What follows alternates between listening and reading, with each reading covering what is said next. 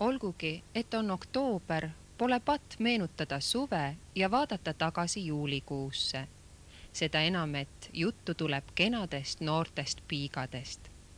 Miss Baltic States tiitliga saabus koju Eestisse neiu, kellest on meie ringvaates juttu olnud juba juunis seoses Minor 16 staarmodelli valimistega. Tere! Minu nimi on Kätlin Trummal, olen 19-aastane ja töötan Minor 16 Mannekende kooli büroos mannekenina. Kuidas sa jõudsid Miss Baltic Statesi tiitlini? Ma arvan, et sinna tiitlini ma jõudsin läbi Minor 16 Mannekende kooli.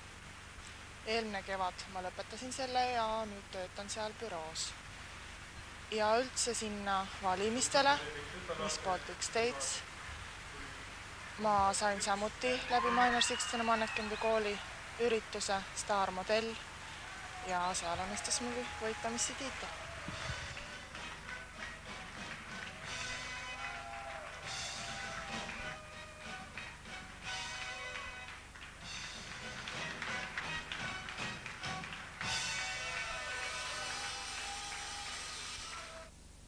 Võistlused Miss Baltic States kroonile toimusid Leedumaal Klaipedas. Sellele pretendeerisid 9 neidu. 3. koha sai ehk teiseks printsessiks tuli 20-aastane lätlanna Santa Grenevitse.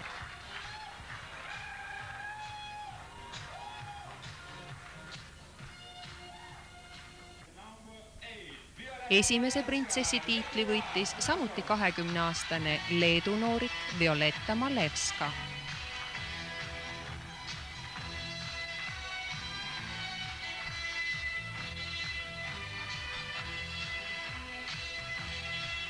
Sellel hetkel oli eestlannade seas põhjust väheseks ärevuseks, kas kilbiga või kilbil. Missikrooni sai Kätlin Trummal. Mida annavad sellised võidud? Võidud annavad eelkõige uusi sidemeid juurde ja võimalust näha maailma, suheldes välismaailmaga ja seal elavate inimestega.